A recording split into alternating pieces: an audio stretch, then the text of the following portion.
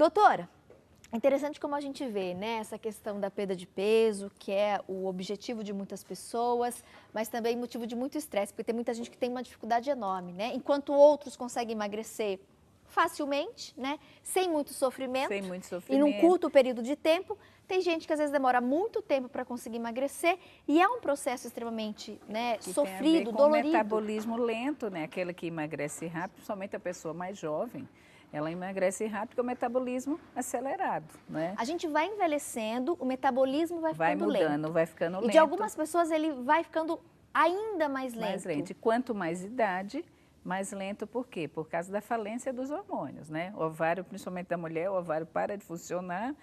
E você vê que um hormônio que mexe muito com a mulher, inclusive nessa história de fadiga e de ganho de massa muscular, é a testosterona.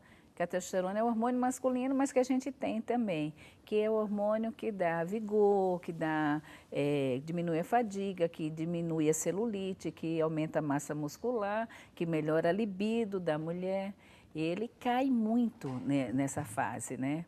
E é muito comum a queda dele nas pessoas que tomam anticoncepcional também, porque o próprio anticoncepcional bloqueia a testosterona, né? Então, essa parte hormonal mexe muito com a mulher. E o estresse faz parte disso. É o grande vilão ainda, é o estresse. Tem que cuidar da saúde mental. E começa, né, um processo. Eu estou vendo que vocês colocaram a tela ali, posso falar a tela? Pode, claro, a gente coloca então, no ar já também. que a gente falou do estresse, então, por exemplo, é um processo. Então, a pessoa começa assim, estou cansada, uma fadiga. Daqui a pouco ela está hipertensa, porque daí vem tendo sobrepeso, ela pode ter uma pressão alta. Daqui a pouco ela começa a ter queda de imunidade, aí começa a ter as infecções que começam, oportunistas, né, que a gente chama, começa a se instalar pela queda de imunidade. Cai a imunidade e começa a aparecer um monte de coisa. Aí isso vai semana a semana, aí vai aumentando isso, aí a pessoa vai tendo predisposição para depressão, a ansiedade vai aumentando, aí vão passando-se os meses e a pessoa está naquele processo e não está enxergando, né? Porque daí está trabalhando, Está na correria, tá na né, correria, doutora? e a coisa está se acentuando. Aí começa a aumentar os problemas cognitivos, visão, audição, déficit de memória, descalcificação óssea, isso pode trazer uma osteoporose.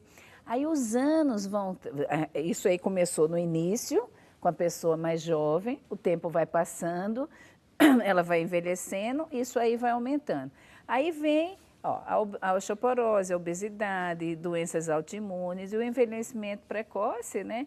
E a própria depressão. Você vê que é um processo e que no dia a dia das pessoas a gente não enxerga. E isso é muito comum na mulher, por quê? Porque a mulher é aquela pessoa polivalente, né? Que ela é mãe, que ela é esposa, que ela é doméstica e ela é profissional.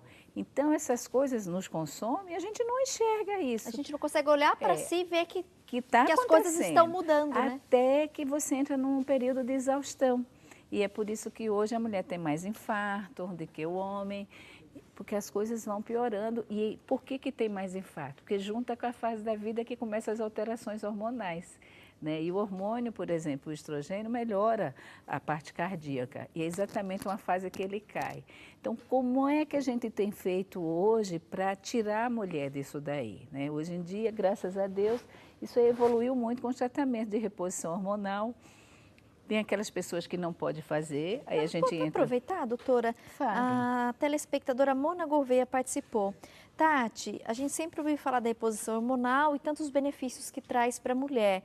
Mas o problema é para quem teve câncer. Por exemplo, a minha irmã já teve câncer de mama. E ela perguntou, eu poderia fazer a reposição? Então, depende de quantos anos faz que ela teve o câncer. Que a irmã Isso depende teve. de Não foi, muita foi a coisa. irmã. Foi a irmã irmã que teve. Quantos anos faz? Que tipo de câncer de mama que foi? Porque tem o câncer de mama que é hormônio dependente e tem aquele que não é hormônio dependente, né? Tá. Então, tem que ter passado uma fase da vida dela, de mais de 5 anos de tratamento. Então, tem mulheres que a gente pode ainda pensar em utilizar mecanismos para melhorar. E existe o que não é hormônio, que a gente pode associar com vitaminas, para amenizar.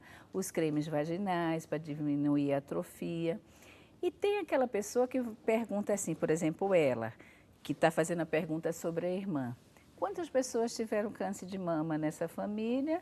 E se o gene dessa pessoa era mutado, se tinha uma mutação genética, se a família tem, que pode ser que ela possa fazer a reposição hormonal, mesmo que a irmã tenha tido Investigar o com a câncer médica de mama. dela, Porque né? às vezes a gente vê uma família inteira e aquela pessoa desenvolveu o câncer de mama numa situação de estresse, numa situação de perdas de gente da família, porque isso também já está comprovado, né? Que a angústia, a mágoa, o estresse pode... Investigar na família, né, doutora? Isso. Muitas perguntas chegando, vamos responder mais uma. Sebastiana Moura.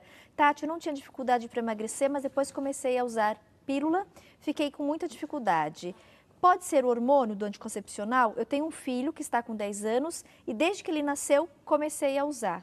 Tem essa relação, doutora? Então, existe uma correlação quando você tem o fator idade, né? E se também quando a pessoa usa o anticoncepcional, mas está tendo uma vida muito sedentária. Normalmente, quando a mulher tem filho, ela muda um pouco o padrão de vida, aí coincide exatamente com esse período. Porque ela deixou de fazer exercício, ela fica mais cuidando de filho, e aí existe uma correlação. E a pílula também, em alguns casos, baixa a testosterona. Se a testosterona dela estiver baixa pelo uso da pílula, ela aumenta de peso, entendeu? Então pode Mas estar não é toda pílula que faz isso. Existem pílulas que não mexem com o peso.